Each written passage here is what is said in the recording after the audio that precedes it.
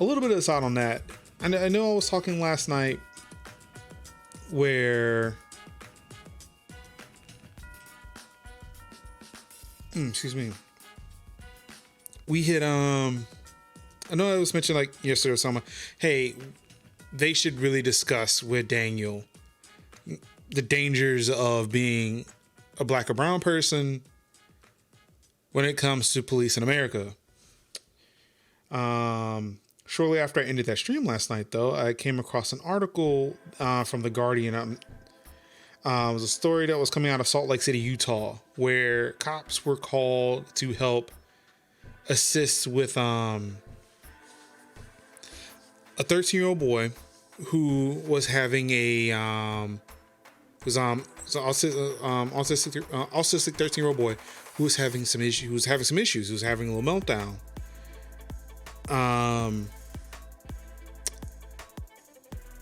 To where they shot this kid.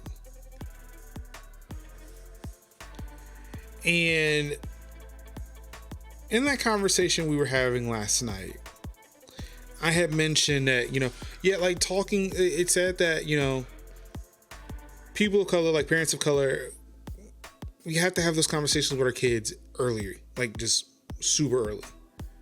We have to have these conversations, period, which sucks in and of itself. But we have to have these conversations with our kids. But for me, I feel like that's a conversation that I can't have as early as other parents can.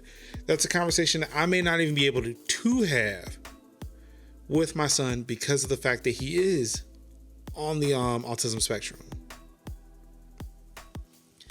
It's not to say that he won't understand that he when he grows up, he'll be able to better regulate his emotions. He'll be able to understand what's going on and comply if he needs to.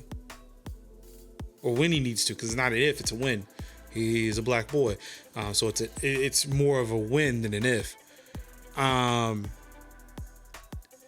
But to see that story come out, and of course it's at a point too, especially when person gets shot by cop, the first thing you look for is, all right, what was the race of the cop? What was the race of the victim who got shot? Okay. So none of that was disclosed.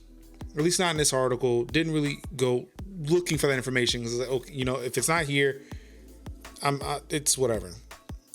The situation itself, the fact that a cop who does not know how to handle mental health issues, decided to, hey, I'm going to shoot the problem with a gun and hopefully that solves the problem.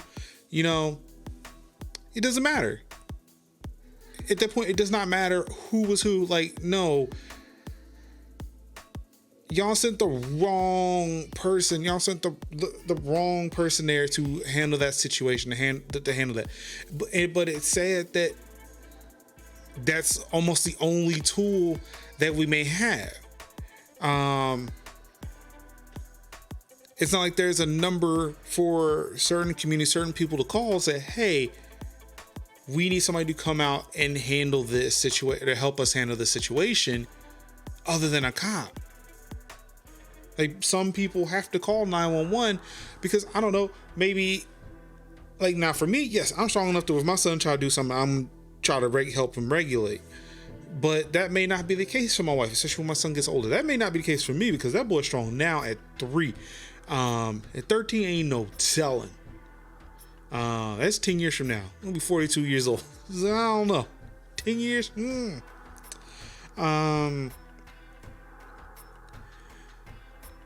But for a lot of people, trying to handle a 13-year-old boy may not be the easiest thing to do. So, hey, I'm going to call someone, hey, police officers, they work out. They buff. They try to help regulate. Try to hold them down for a bit. Try to help calm them down.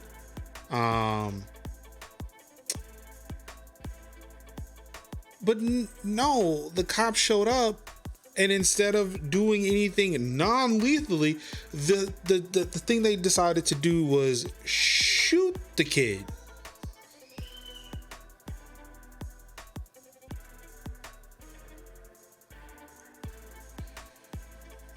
Like, and like I said, like, I said last night, like, that scares me, knowing that my son is black and autistic, that he may not be able to respond to calm down, get on the ground, or any of that. Like, the best example I have of that is when, because we're still trying to potty train him, he pooped in his diaper, or he pooped in his pull-up, and decided he wanted to play around with it. So he comes out of his room. He comes out of his room, hands full of shit. And I freaked out. And I shouted at him, because this is the only thing I knew how to do at the time. Like, oh my God, please do not come any further. Like, just stop. Stop right there. Stop. He freaked out. He did stop, but then he started shaking his hands. Like, just kind of started freaking out right then and there. And like, that's the problem.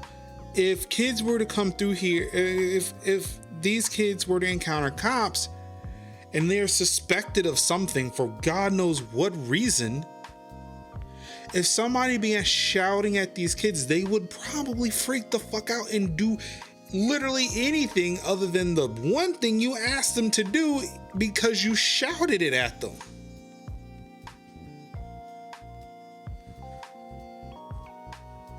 But see, people don't get that. They're not, fucking police officers are not trained for that shit. Again, there's videos that go out. I mean, granted, for the videos that go out and say that, okay, this happened, yes, I understand there's an argument that, hey, not everywhere does it. I get that. I fucking understand that. But again, there are in some places, again, we cannot dismiss that because it doesn't happen everywhere. It doesn't happen at all. There is some, in some precincts, there are some police officers who get training to where it's like, you are a hammer and everything's a fucking nail. And you gotta hammer that shit. There's only one thing you need to do. Handle it. And like, I can bet you dollars the motherfucking donuts that not enough police departments out there get training to handle situations like this.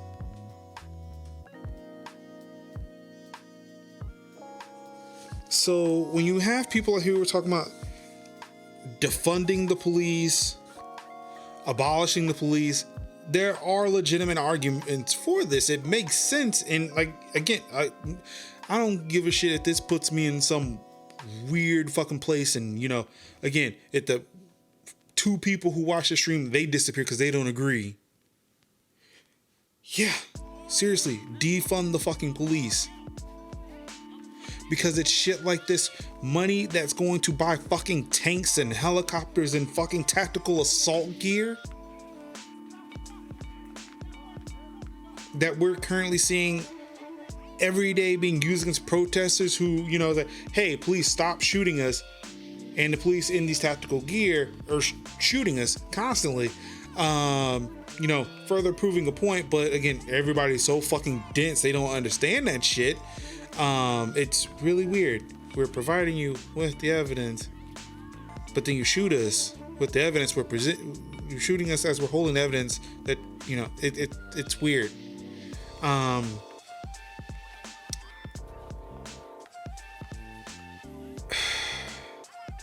The money that's being pulled into militarizing our police can go to fund other organizations that can help de-escalate situations like what happened in Salt Lake City, or any myriad of situations in which a cop feels a gun is necessary to de-escalate.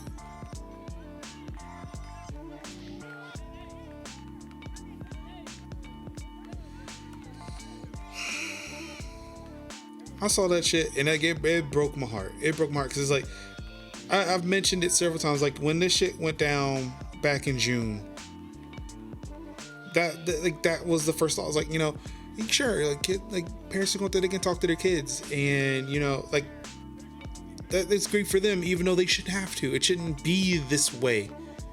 We shouldn't have to be having these conversations because we shouldn't be fearing the fucking police for merely existing. But unfortunately we do. And we have to. But me as a parent of an autistic son, that's a conversation I can't have. Or I can try to have. I can try to tell him and hope that he understands what's at stake. That there are people who just won't like him because of the color of his skin. And boy, if he says or does anything that just does not really rub a police officer or any weird, bigoted person the wrong way, and you don't comply with their demands, then yeah, shit can go real wrong real fast and you won't understand what's happening. Not through any fault of your own. It's because they don't understand you, they fear you, and they want you dead. And because you're just because you are just that foreign to them, you are less of a person to them. And you know, hey, who do they care? I mean, shit, it's not like for, you know, nearly 500 years, you know, they, you know, treat you like 3/5 of a person. I mean, shit, that's in the fucking Constitution. So,